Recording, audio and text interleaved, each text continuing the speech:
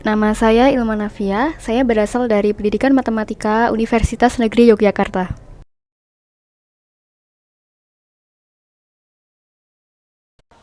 Alasan saya memilih jurusan Pendidikan Matematika, yang pertama, bagi saya matematika itu menyenangkan. Saya selalu suka dengan matematika sejak masih di jenjang sekolah dasar maupun sekolah menengah. Masalah-masalah yang melibatkan angka, konsep, dan perhitungan bagi saya selalu menarik dan menantang.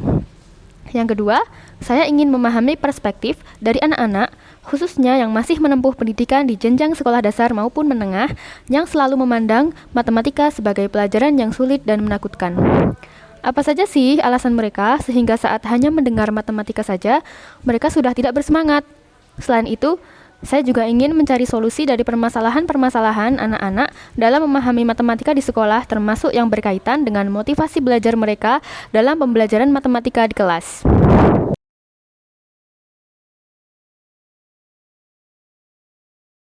Mata kuliah yang mudah dipelajari selama menempuh S1 Pendidikan Matematika adalah mata kuliah yang berkaitan dengan geometri. Contohnya seperti geometri bidang, geometri ruang, transformasi geometri, dan sistem geometri. Bagi saya, memahami sesuatu yang bisa digambarkan itu lebih mudah ketimbang memahami sesuatu yang abstrak. Saya juga lumayan suka dengan materi psikologi pendidikan, karena di sana saya belajar banyak hal tentang kondisi psikis anak, terutama saat belajar matematika. Jadi, jika ada permasalahan pada anak selama proses pembelajaran, saya tidak akan seenaknya menghakimi dan menyalahkan sepenuhnya pada anak tersebut, sehingga di kelas bisa tercipta proses pembelajaran matematika yang tidak membuat anak takut atau tertekan.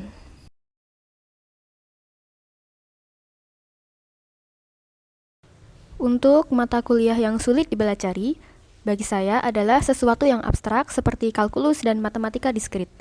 Karena ya saya lebih mudah memahami sesuatu yang bisa digambarkan atau dibayangkan daripada sesuatu yang abstrak.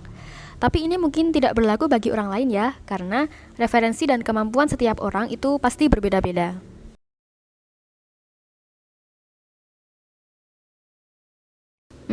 Yang dipelajari selama menempuh kuliah pendidikan matematika, tentu saja materi-materi matematika seperti yang dipelajari di sekolah, hanya saja di sini dipelajari lebih mendalam lagi, dan materi-materi yang berkaitan dengan pendidikan, seperti ilmu pendidikan, psikologi pendidikan, termasuk belajar menyusun administrasi pembelajaran seperti rencana pelaksanaan pembelajaran atau RPP, silabus, program tahunan, semester, dan sebagainya. Di sini, saya juga dikenalkan dengan berbagai metode atau pendekatan pembelajaran dan bagaimana sintaks atau urutan-urutannya. Selain itu, saya juga diberi ruang untuk mendesain media pembelajaran matematika, baik yang konvensional maupun digital, sehingga dalam memberikan materi di kelas, anak-anak tidak mudah merasa bosan. Intinya adalah bagaimana cara merancang pembelajaran matematika yang semula selalu dianggap menakutkan menjadi lebih menyenangkan.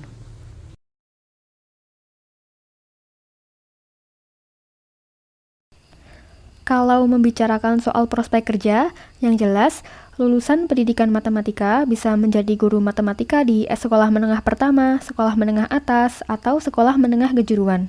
Bisa juga masuk ke lembaga-lembaga di bidang penelitian pendidikan. Jadi, tidak harus jadi guru untuk bisa berperan mengembangkan pendidikan matematika di Indonesia.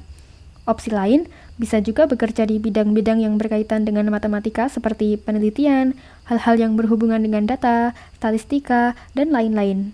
Jadi, prospek kerja jurusan pendidikan matematika itu tidak dibatasi hanya di bidang pendidikan dan sekolah saja, tetapi juga bisa berkarir di bidang non-pendidikan seperti pekerja kantoran biasa. Jika ingin mendapatkan ilmu pendidikan matematika yang lebih mendalam lagi, bisa mengambil magister pendidikan matematika dan tentunya memperoleh prospek kerja yang lebih luas lagi.